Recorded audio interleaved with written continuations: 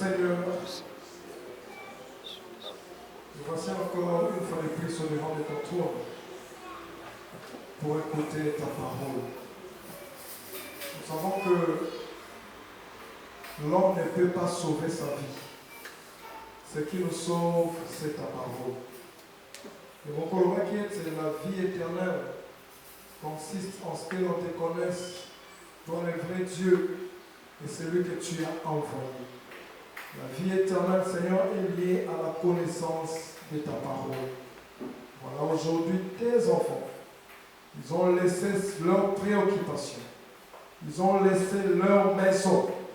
Ils sont venus dans cet endroit, pas pour vendre, ni pour acheter quelque chose de physique, mais pour acheter quelque chose sans argent. Et la chose que nous achetons sans argent, ce n'est que ta parole, ô Allah. Voilà pourquoi je demande que tu puisses parler à ton peuple. Car je sais que c'est toi qui connais leurs besoins. Je sais que c'est toi qui connais leurs souffrances. Je sais que c'est toi qui connais leurs problèmes. Papa, moi je suis comme un vermisseau. Je suis qu'une fourmi, je ne peux rien. Parce que je ne connais pas ton peuple. Même mon souffle à moi, je ne peux même pas se les contrôler. Voilà pourquoi je me rapproche de toi. Parce que je sais que c'est toi qui agis. Et comme tu as dit, que tu es derrière la parole de tes serviteurs pour l'accomplir. Laisse que ton peuple, au travers de cette parole, voie ta main puissante au nom de Jésus-Christ. Et que les malades, s'il y a des malades dans cet endroit, et qu'au travers de cette parole, qu'ils soient guéris au nom de Jésus-Christ. S'il y a des possédés dans cet endroit, au travers de cette parole, qu'ils soient délivrés au nom de Jésus-Christ. Je demande que la parole puisse faire de grandes choses, opérer de grands miracles dans la vie de tes enfants, tels qu'ils sont en cet endroit. Sois béni, sois loué, toi celui qui exauce nos prières. Merci parce que tu es là avec nous. Merci parce que tu continues d'être avec nous. Et nous avons ainsi prié au nom de Jésus-Christ.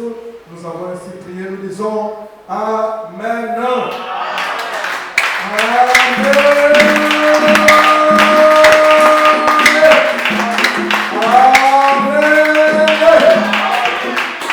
Que le Seigneur vous bénisse. Que le Seigneur vous bénisse.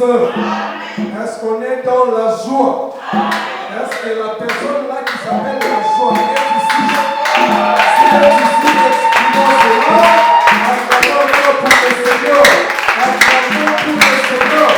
Il est merveilleux. Il est merveilleux. Il est merveilleux. Que le Seigneur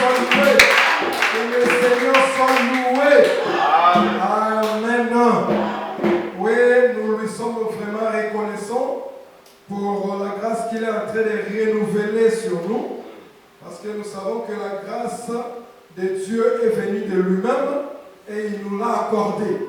Aujourd'hui, nous avons la grâce, nous nous trouvons dans cette grâce-là. Voilà pourquoi nous lui devons seulement des actions de grâce. Parce que action de grâce, c'est une action que l'homme pose en retour à la grâce qui lui a été faite. Alors si toi et moi nous avons cette grâce, nous sommes obligés de lui donner action de grâce régulière. Que le Seigneur vous bénisse. Que Dieu soit loué. Nous allons ouvrir nos Bibles là où nous sommes. Ouvrons nos Bibles. Je pense que chacun de nous a une Bible là où il est. Si tu n'as pas de Bible en papier, tu peux ouvrir ta Bible dans ton fond.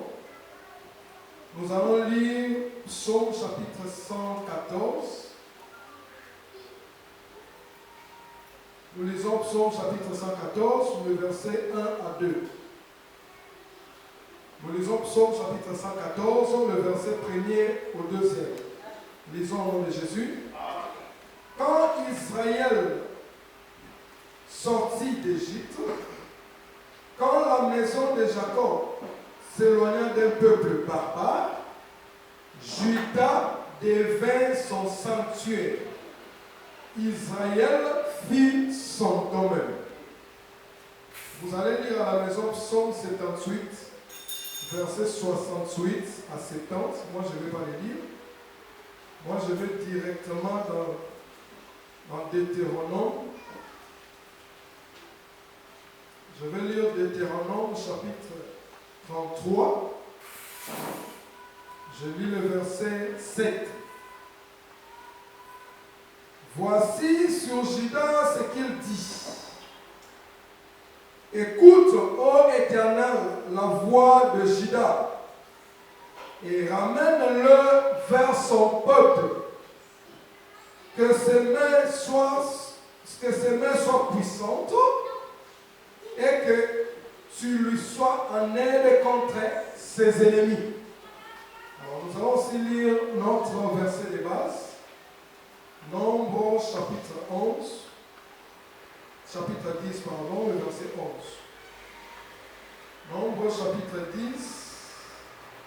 le verset 11. Nombre chapitre 10, le verset 11. Nous lisons au nom de Jésus. Le 20e jour du second mois de la seconde année, la nuée s'éleva du dessus du tabernacle du témoignage. Parole du Seigneur. Est-ce que le Seigneur nous explique sa parole? Amen, peuple de Dieu. Nous sommes en train d'effectuer notre marche que nous avons commencé depuis le dimanche passé. Notre marche est sur le thème le déplacement du tabernacle. Est-ce qu'on est ensemble? Je veux que nous soyons ensemble parce que parfois on va nager dans la révélation. Si vous êtes distrait, vous n'allez pas comprendre. Notre enseignement est intitulé le déplacement du tabernacle. Alors les dimanches passés, nous avons essayé d'expliquer, comme on avait dit ceci, qu'on ne peut pas parler du déplacement de quelque chose sans toutefois connaître la chose en question. Alors, on a d'abord commencé par expliquer le tabernacle dont il est question. Alors, le dimanche, on a dit que le tabernacle, c'était l'image du corps de Jésus qui est l'Église. Je pense que tout le monde avait compris le dimanche.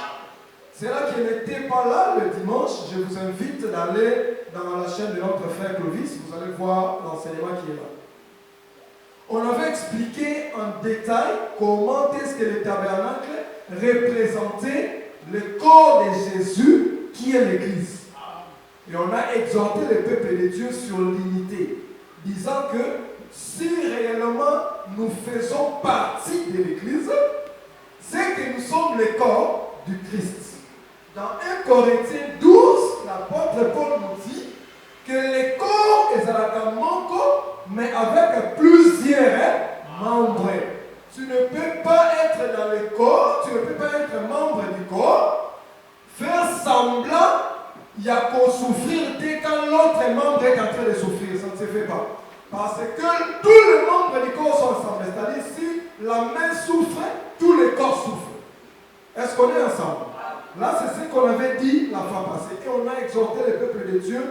Nous, si les membres doivent chercher à voir l'unité authentique qui est basée sur l'amour, ils doivent venir dans l'église de Dieu. Amen. Parce que c'est dans l'église de Dieu qu'on trouve la véritable unité. Amen. Et on a paraphrasé cela en disant, dans les mondes, il n'y a pas d'unité. Même si les gens du monde se rassemblent, il n'y a pas d'unité là-bas. Parce qu'à la fin, ils vont finir par se diviser en désordre. Pourquoi c'est là? Parce qu'il n'y a pas d'unité. On voit même dans ce monde, il y a l'Union africaine, l'Union européenne. Mais vous voyez que parmi les nations qui se trouvent même dans cette union-là, les mêmes nations se battent les uns les autres. Donc c'est que dans le monde, il n'y a pas d'unité. La véritable unité se trouve dans la parole de Dieu. Et comme la parole se trouve dans l'église, donc c'est dans l'église qu'on doit trouver la véritable unité. Est-ce qu'on avait compris? Est-ce qu'on a compris aussi maintenant? Alors, la fois passée, le mardi, on avait touché un autre sujet. On avait dit ceci, qu'on voulait expliquer comment Jésus a traversé les tabernacles. On avait lu dans Hébreux chapitre 9, verset 11, là où il était dit que Christ a traversé les tabernacles qui n'est pas de cette création. On voulait maintenant comprendre comment Jésus a traversé les tabernacles. Et on a vu que dans les tabernacles, il y avait 7 ustensiles. Ça commençait avec l'autel des holocaustes et puis ça finissait avec l'arche de l'alliance. Expliqué en long et en large que l'autel des holocaustes, ce n'était que l'image de Jésus-Christ qui était venu comme tout un autel qui a porté le corps. On avait dit l'autel des holocaustes était bâti avec le bois d'acacia. Et on avait expliqué que le bois d'acacia représente la chair. Est-ce qu'on est ensemble? Alors quand l'autel qui est la parole a pris la chair, comme il est dit dans le Jean chapitre 1er verset 14, on a compris que c'était l'autel d'Holocauste, parce que c'est l'autel d'Holocauste qui était fait sur bois d'acacia.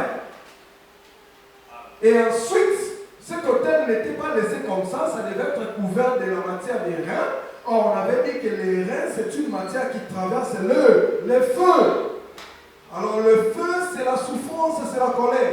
Voilà pourquoi on a vu Jésus quant à la chair, comme étant le véritable autel de l'Holocauste, il devait passer par la souffrance de la croix. Mais pour nous montrer qu'il a traversé les tabernacles, nous devons voir en lui aussi les caractéristiques de l'arche de l'Alliance.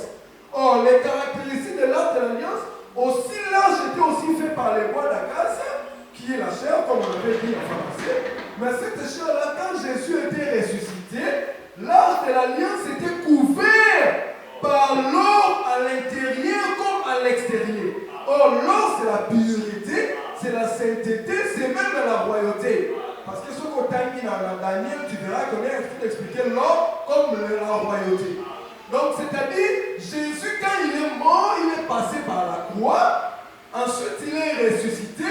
Il est devenu pur. Et il a repris son royaume.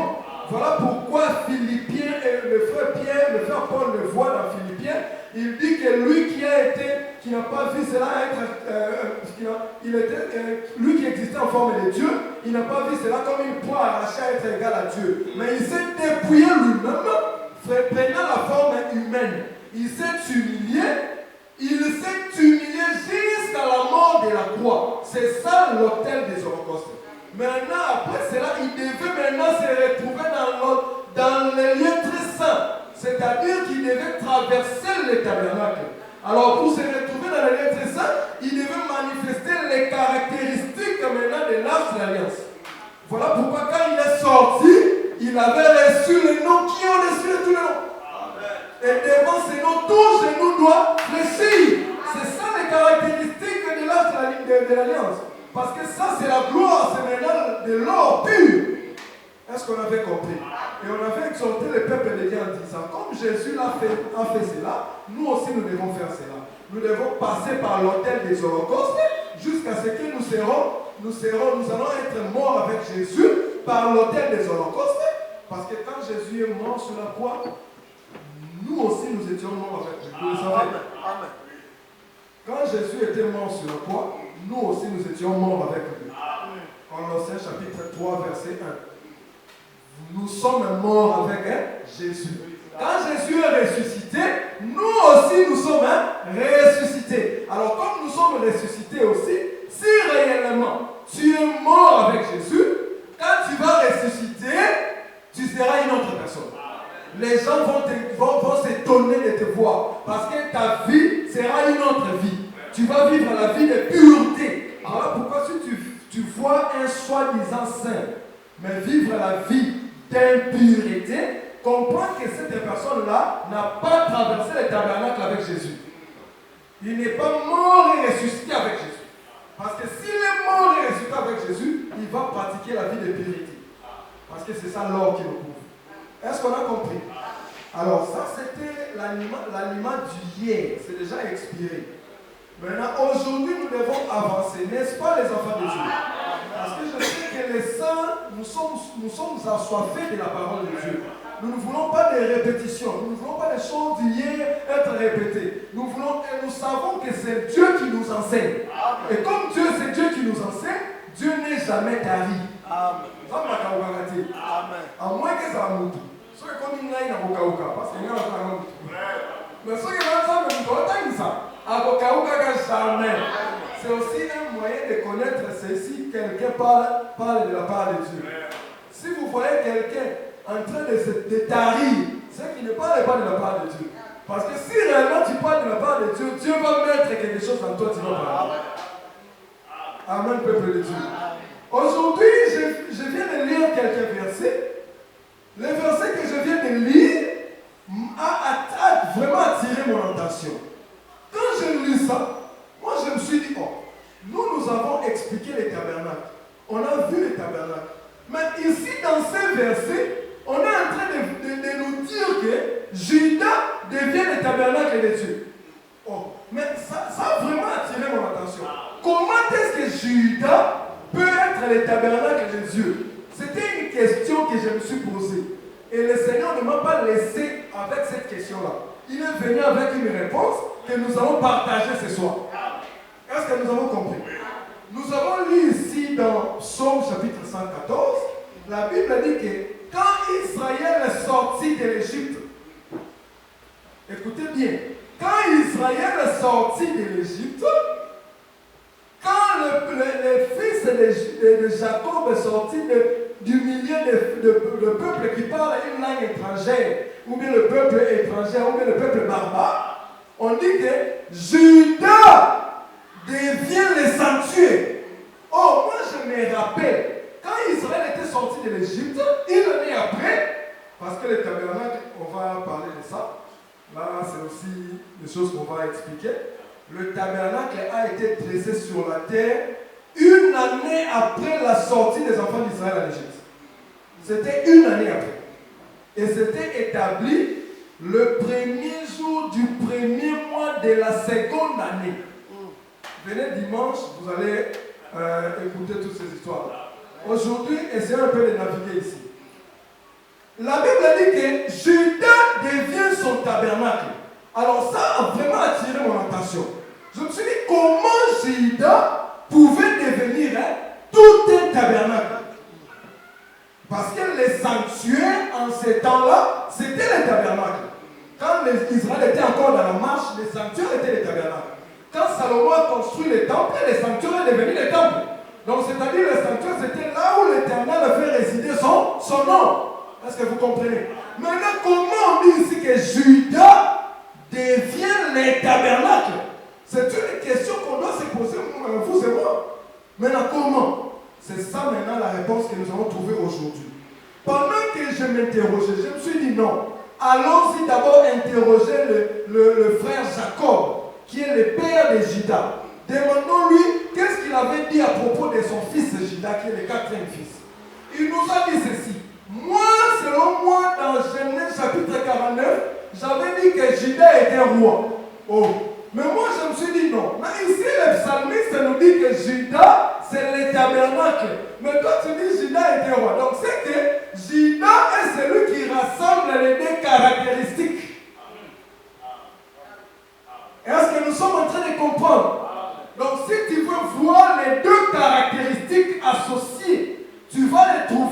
Juda.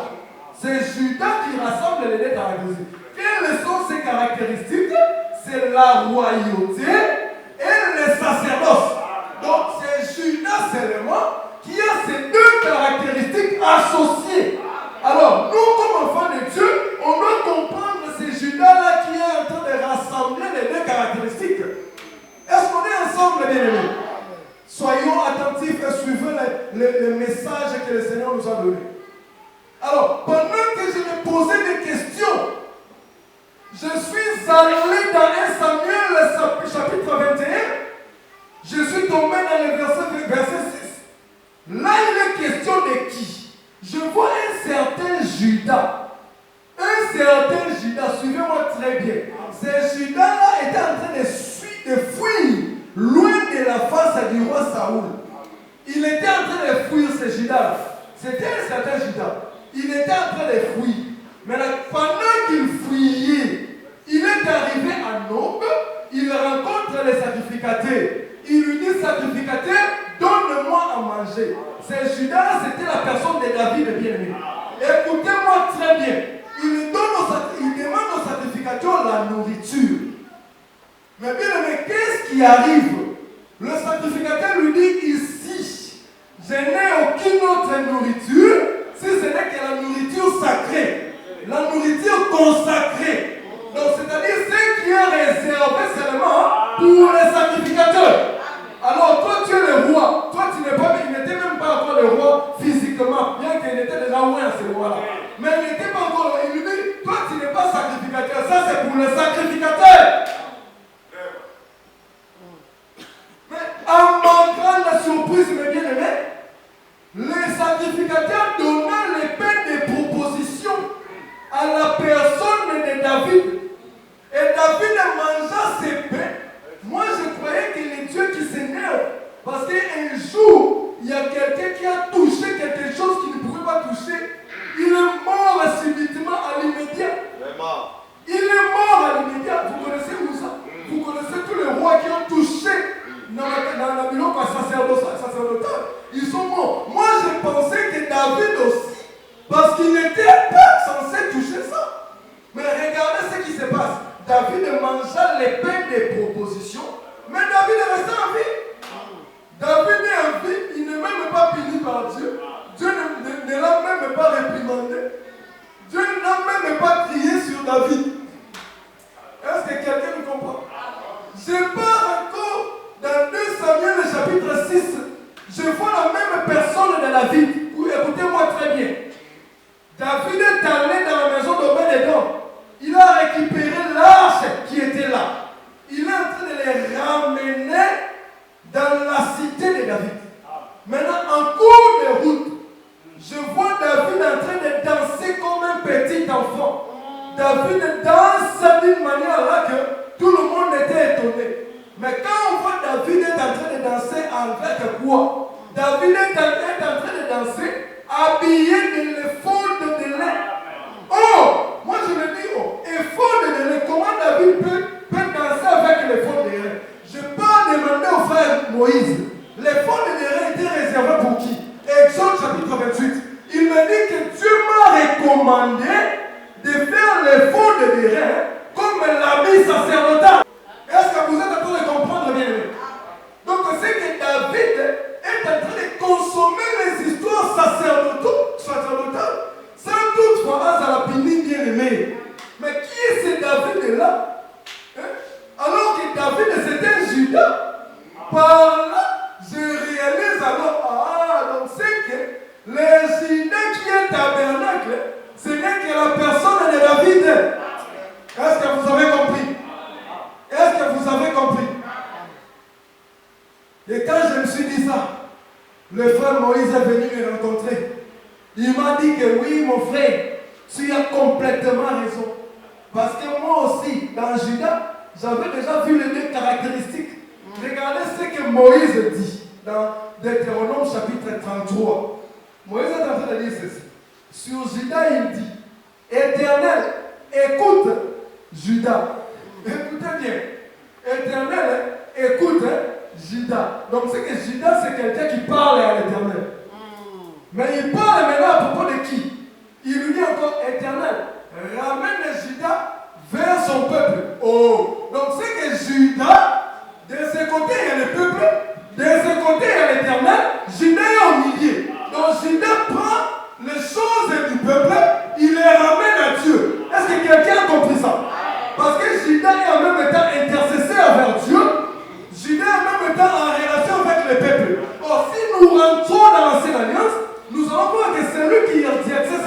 fonction-là, c'était les sacrificateurs.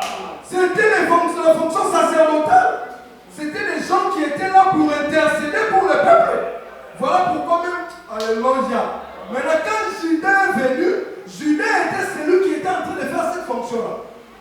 Et puis quand tu descends, il dit que sa main soit puissante.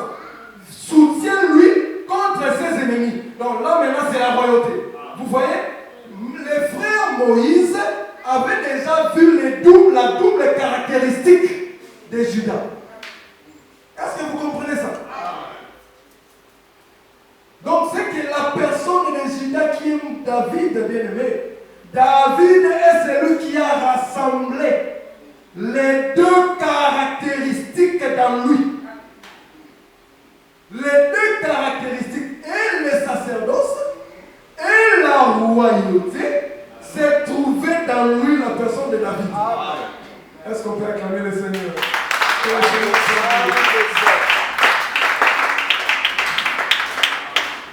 Que le Seigneur soit loué. Que le Seigneur soit loué. Que le Seigneur vous bénisse. Alléluia, gloire à Dieu. Donc, le deux caractéristique se trouve dans la personne de David. Or, Hébreux chapitre 10, le verset 1er me dit quoi? Que tout ce qui s'est passé là n'était que quoi? De l'ombre. Donc c'est que le corps, la vérité, la réalité des choses est venue avec qui? Avec le Seigneur Jésus. Est-ce que le Seigneur Jésus est-il réellement le véritable David? Est-il réellement le véritable David? Parce que nous ne répondons pas aux questions seulement comme ça. Parce que tout le monde peut passer ici et dire que oui, Jésus c'est le véritable David. Non, on ne peut pas seulement se limiter par là. Pouvez-nous nous assurer que Jésus c'est le véritable David? Je vois un jour, je suis dans Actes des Apôtres chapitre 2. Le Saint-Esprit est descendu. Les gens étaient remplis du Saint-Esprit. Et pendant qu'ils étaient remplis du Saint-Esprit, bien aimé, qu'est-ce qui est arrivé? Écoutez-moi très bien, bien aimé. Quand ils étaient remplis, le peuple se disait que ces gens-ci sont ivres de vin doux. Pendant qu'ils disaient ça, qu'est-ce qui est arrivé? Le frère Pierre se met debout. Et avec les 12, et il nous a appris comment prêcher. Quand le frère Pierre s'est mis debout, la raison du frère Pierre se mettre debout, il y avait deux raisons. Première raison pour gagner ce peuple-là. Deuxième raison pour apprendre à Rodrigue comment prêcher. Parce que s'il n'avait pas dit ça, on n'allait pas savoir comment prêcher.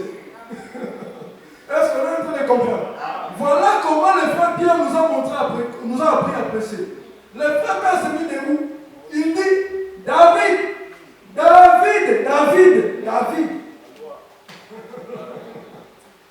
Le frère Pierre dit ceci. David a dit, n'abandonne pas ton serviteur dans le séjour de mort. C'est ce que David avait dit. Ne laisse pas ton sein. Oh, donc c'est que David va nous mettre un sein. Ami, ne laisse pas ton sein périr dans le sépulcre. Alors, mais l'apôtre Pierre pose la question à ces gens-là qui étaient là. Vous êtes des Juifs. Vous et moi, nous connaissons la tombe de David. Ça existe jusqu'aujourd'hui. Personne ne peut dire qu'il ne le connaît pas. Mais cette personne-là qui a dit que non, ne m'abandonne pas dans le séjour de mort. Comment est-ce que maintenant il a abandonné? C'est que Dieu ne l'écoutait pas. On se pose cette question. C'est que Dieu n'avait pas entendu la prière de David. Alors que David c'était l'homme selon les cœurs de Dieu. Alors, voilà pourquoi, voilà comment l'apôtre Pierre nous a montré. Il a dit voilà. C'est David là, comme il était prophète, il ne parlait pas. Voilà pourquoi nous ici, nous allons même au détail. Si tu demandes beaucoup de gens là-bas, qui était David, ils vont te dire seulement David était roi. Mais nous savons que David était prophète. David était sacrificateur. ces caractéristiques-là. La Bible dit ceci. Pierre dit, comme il était prophète, il ne parlait pas de lui, mais il parlait de Jésus que vous avez crucifié. Donc, ce qu'il parlait, moi je comprends clairement que, donc David là, tout ce qu'il faisait là n'était que de l'homme. Le véritable David qui a accompli tout, c'était qui? La personne de Jésus-Christ. Est-ce qu'on est ensemble? Est-ce qu'on peut acclamer le Seigneur? Alléluia.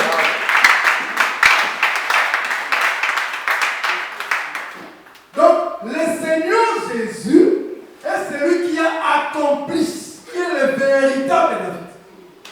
Maintenant, si le Seigneur Jésus, alléluia, parce que notre Seigneur Jésus est tout en tout. Il est tout en tout. L'acteur principal, la Bible nous a envoyé dessus. Si le Seigneur Jésus est réellement David, mais si le Seigneur Jésus est réellement ce Judas-là qui incarne la royauté et les sacerdoces, parce qu'on a dit ça, non? Le Seigneur Jésus, le Judas incarne la royauté et les sacerdoces. Si maintenant le Seigneur Jésus est ce Judas-là qui incarne la royauté et les sacerdoces, nous devons le voir. Prouvons-le maintenant noir sur blanc. Matthieu chapitre 2, verset 2. Alléluia. Les mages venant dans Bethléem,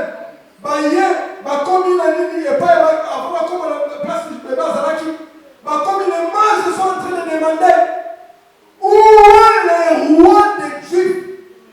Nous avons vu son étoile. Donc c'est que les mages ont confessé que celui qui est né était le roi. Est-ce qu'on a compris? Donc c'était lui le véritable Judas. Donc le véritable Judas que Jacob avait prophétisé qui sera le roi, c'était en soi lui. Est-ce qu'on a compris?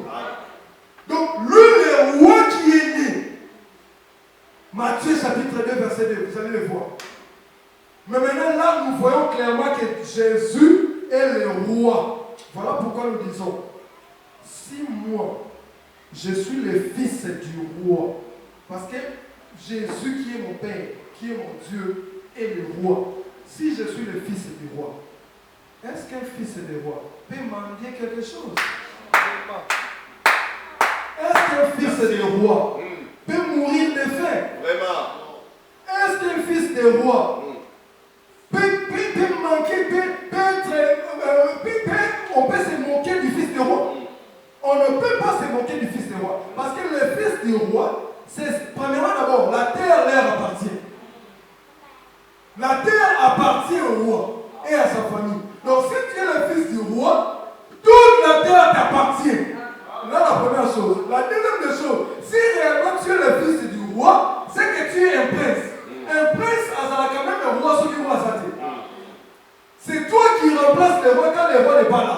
Donc quand tu arrives quelque part là où il y a les pécheurs, ils ont remplacé le roi parce que le roi a yo. Vous n'avez pas compris ça. J'ai dit ceci. Comme nous sommes les fils du roi, quand nous arrivons quelque part où le roi n'est pas, parce que nous confessons que Dieu n'est pas là où il y a le mal.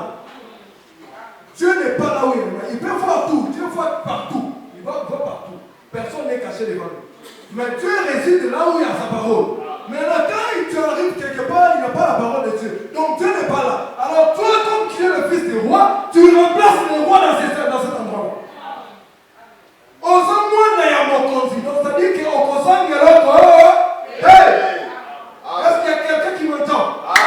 Je vais te réconforter. Ceux qui peut-être qui déçus, ceux qui peut-être qui découragés. Sache-les que ton Dieu, c'est celui qui est le roi.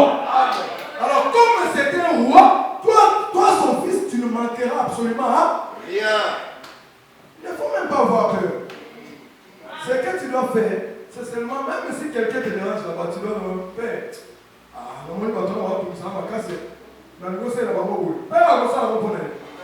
C'est que tu veux, c'est ce qu'il va faire. À moins que tu ne puisses pas tu ne puisses pas avoir la foi ou bien la confiance en ton père. Parce que moi j'ai confiance totale en mon Père. Parce que je sais qu'il m'écoute. Moi j'ai confiance totale en mon Père parce que je sais qu'il m'écoute toujours.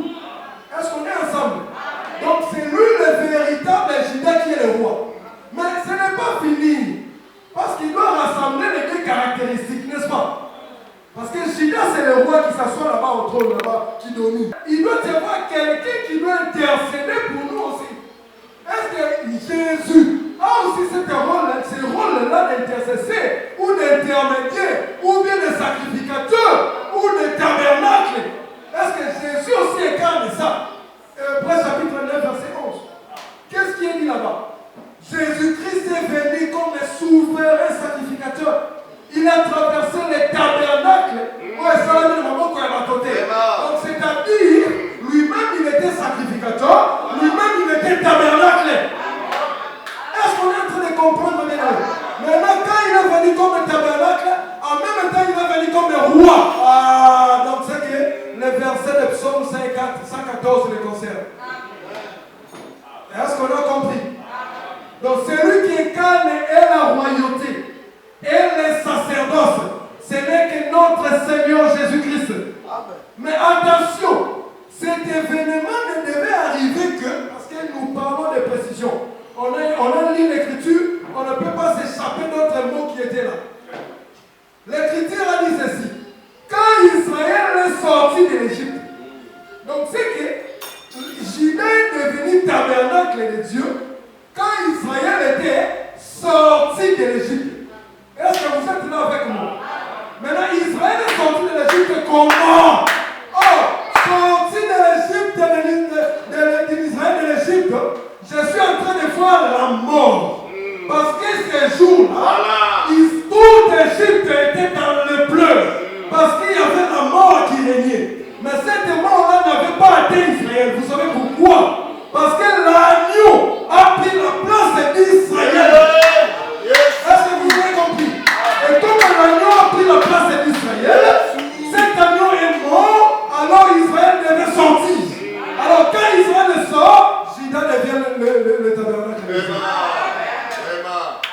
Est-ce que quelqu'un comprend ça? Oh, Jean-Baptiste voit Jésus venir. Voici l'agneau de Dieu. Quand il est allé vers la croix, c'était pour libérer vous et moi. Nous étions en Égypte dans les péchés. Maintenant, Jésus est allé sur la croix, afin qu'il puisse te libérer. Et dès que tu es libéré, il devient maintenant le tabernacle pour toi. Vous savez, sacrificateur fait le rôle d'un avocat, je peux dire. Parce qu'un sacrificateur prend le péché du peuple, il amène ça vers Dieu et demande pardon. C'est ça les sacrificateurs. Donc, il prend, il intercède en ta faveur. Mais le roi, quand on est en train de faire un jugement, le roi, les juges, comme le roi de faire un jugement.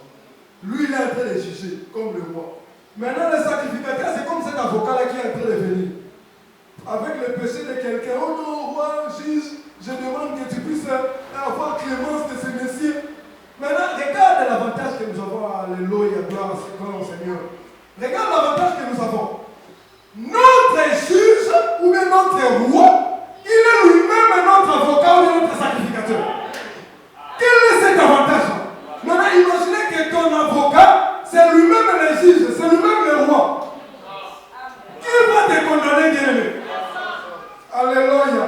Voilà pourquoi quand l'apôtre Paul est en train de voir ça dans Romains, il dit: il n'y a maintenant aucune condamnation. Pourquoi? Parce que notre juge, notre roi, il a même dans notre avocat, notre sacrificateur.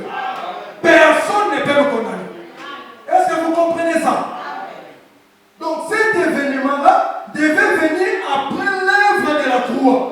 Parce qu'avant l'œuvre de la croix, j'ouvre une fenêtre. Avant l'œuvre de la croix, le Seigneur Jésus était roi. Mais il n'avait pas encore revêtu la nature du sacrificateur. Voilà pourquoi quand il conduisait Israël, il était roi au-dessus d'Israël. Il donne les ordonnances et Israël devait exécuter.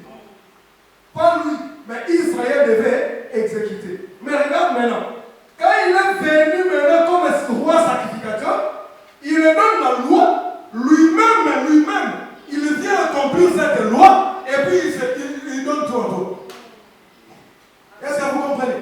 Donc lui-même vient, il donne lui-même la loi, lui-même il vient accomplir cette loi-là, pour que toi tu sois libre. Donc c'est lui qui est notre roi sacrificateur. C'est lui le véritable Judas qui a pris la nature du tabernacle. Est-ce que vous avez compris? Est-ce qu'on peut acclamer le Seigneur?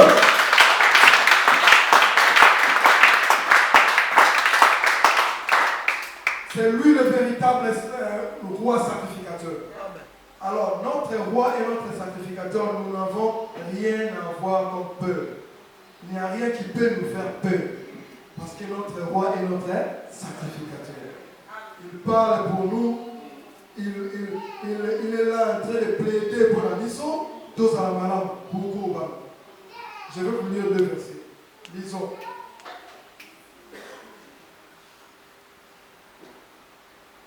Lisons d'abord 1 Pierre chapitre 2. 1 Pierre chapitre 2, on va le lire, on va exhorter le peuple de Dieu. 1 Pierre chapitre 2. Je lis le verset 9. 1 Pierre chapitre 2, le verset 9. Vous y êtes? La Bible dit ceci. Vous au contraire, vous êtes une race élue, un sacerdoce royal, une nation sainte, un peuple acquis. Ah, donc nous sommes un peuple acquis. Afin que vous annonciez les vertus de celui qui vous a appelé des ténèbres à son admirable lumière. Voilà. Donc ici, ça nous montre clairement que nous sommes le sacerdoce royal. Voilà pourquoi nous disons aujourd'hui, notre sacerdoce n'est pas un sacerdoce lévitique, mais aujourd'hui, notre sacerdoce est un sacerdoce royal. Vous savez pourquoi? Si vous m'avez suivi très bien, vous comprendrez pourquoi l'apôtre Paul dit ça.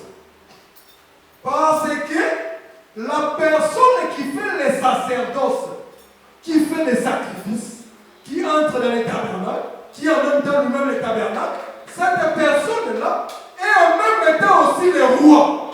Donc c'est lui aussi le roi. Alors il a rassemblé les 2 caractéristiques en lui.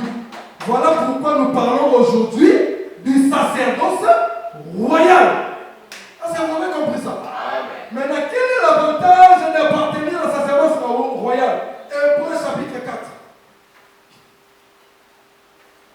Hébreux chapitre 4. Hébreux chapitre 4. Nous lisons le verset 16. Hébreux chapitre 4. Nous lisons le verset 16. Approchons-nous donc avec assurance du trône de la grâce afin d'obtenir miséricorde et de trouver grâce pour être secourus dans nos besoins. Peut-être que vous avez déjà lu ce verset. Je vais seulement vous faire comprendre quelque chose. Ce verset inclut 3 choses. 3 choses là-bas. Il y a premièrement, afin d'obtenir miséricorde. C'est quoi la miséricorde? La miséricorde des âmes marois. Les âmes marois, c'est-à-dire que tu avais péché, tu avais fait le mal, tu avais fait des choses, etc., qui horribles, qui ne pouvaient même pas être pardonnées. Mais quand nous nous approchons de ce trône de grâce, c'est pour obtenir miséricorde. C'est-à-dire que le Dieu là ne regarde pas le mal que tu avais fait. C'est ça la miséricorde de Dieu. Il ne voit pas le mal que tu avais fait, mais au contraire, il voit l'œuvre qu'il avait lui-même fait sur la croix. C'est ça la miséricorde que nous avons. Donc, quand nous nous approchons de Dieu, voilà pourquoi je dis toujours aux enfants de Dieu. Quand tu parles, quand Dieu. Il ne faut pas avoir en tête les péchés que tu avais commis avec des culpabilités. Laisse-moi vous dire que la culpabilité va vous tuer. Pour rien, bien aimé. Viens seulement, expose les péchés devant ton Dieu. Il ne va pas regarder ça. Il va effacer ça. Donc avant même que tu les poses, il connaissait déjà ça. Il t'a déjà pardonné ça. C'est ça la miséricorde que nous avons. Amen. Et puis, ce n'est pas fini là. Obtenir aussi la grâce. C'est quoi la grâce? Là, le frère Pierre, le frère Paul, je cite, on va nous dire ça. La grâce de Dieu, source de salut. Oh, ok. Donc c'est que quand nous allons vers ce trône-là, nous obtenons aussi la grâce. Oh, la grâce est la source de salut. Donc c'est que nous obtenons aussi le salut. Est-ce que vous êtes avec moi, mes bien-aimés? Donc quand tu t'approches de ce trône-là, tu obtiens aussi le salut. Parce que la grâce, c'est la source de salut. Et ce n'est pas fini là. Qu'est-ce qu'il a encore dit? Il dit que pour être secouru à vos besoins. Vous savez, notre Dieu bon, notre Dieu merveilleux, mes bien-aimés. Vous savez comment il est merveilleux? Il sait que mes enfants sont en train de vivre dans un monde, dans un corps. Et ce corps aussi a besoin des besoins. Ce corps aussi a des situations. Ce corps aussi peut avoir des problèmes. Il te dit que quand tu viens chez lui, il efface tes péchés, miséricorde, il te donne le salut, mais ça ne te limite pas là. Pour être secouru, alléluia. Donc c'est-à-dire que si tu as un problème, si tu as une situation, si tu as un problème qui te dépasse, une situation là où ils ont mal à l'aise, viens seulement vers le trône de grâce. Amen. Tu vas obtenir secours. Le secours de Dieu est disponible pour ceux-là qui s'approchent de lui. Est-ce que l'enfant de Dieu a compris? Bien aimé, ne te minimise pas parce que tu as un Dieu qui est un roi. En même temps, il est sacrificateur. Comme nous sommes dans le sacerdoce d'un roi et sacrificateur au même moment, voilà pourquoi on l'appelle sacerdoce royal. Et comme nous sommes dans un sacerdoce royal, le trône que Dieu utilise dans ces temps, c'est le trône de la grâce. Voilà pourquoi l'apôtre Paul l'a vu. Parce que maintenant nous sommes dans le sacerdoce royal. Et l'apôtre Paul nous dit dans l'hébreu que nous nous approchons devant le trône de grâce. Donc c'est que le trône de grâce, c'est le trône qui est disponible pendant ces temps. Et devant le trône de grâce, nous obtenons les trois choses. Il ne faut jamais oublier ça. Jamais. Même dans vos prières. Même dans vos prières. Quand vous priez Dieu, il faut lui rappeler, parce que la prière, nous disons toujours, que la prière, c'est remettre à Dieu sa parole. Amen. Il ne faut pas prier de n'importe comment. Il ne faut pas prier de n'importe comment. Parce que beaucoup de gens prient en désordre. Ils prient contre la parole de Dieu. Là, c'est ce que l'apôtre Jacques est en train de dire. Vous priez, mais vous ne recevez pas parce que vous priez mal. Pour ne pas prier mal, il faut prier selon les Écritures. Et comme Dieu connaissait ça, il nous a dit ça. C'est lui qui détourne son oreille pour ne pas écouter la loi. Sa prière est une abomination. Vous savez pourquoi? Parce que tu vas prier mal. Il y a même ce mot dans le nom c'est la prière de la colère, de la vengeance. Oh, Dieu n'aime pas la prière de la vengeance. Comment toi tu vas prier avec vengeance dans le cœur? Vraiment. Mais quand tu pries là, oh non, mais peut-être à Pimene qui ne lit pas, peut-être à Finga qui ou peut-être à ça je vous dis vrai. Je vous dis vrai, nous venons tous de ces gens-là. Et nous savons quand on prie comme ça. C'est-à-dire que dans ta tête, il y a quelqu'un qui a fait mal. Alors tu vois cette personne-là, tu es en train de lui envoyer le feu. Oh, là c'est une prière qui est contre la parole de Dieu. C'est ce que nous disons ici, satanique, mondaine, diabolique, voire la perdition. Bien aimé, voilà pourquoi nous disons, avant de prier, il faut d'abord écouter l'évangile. Donc quand vous priez, il faut remettre à Dieu ça. Seigneur, je viens devant le trône de grâce. Devant le trône de grâce,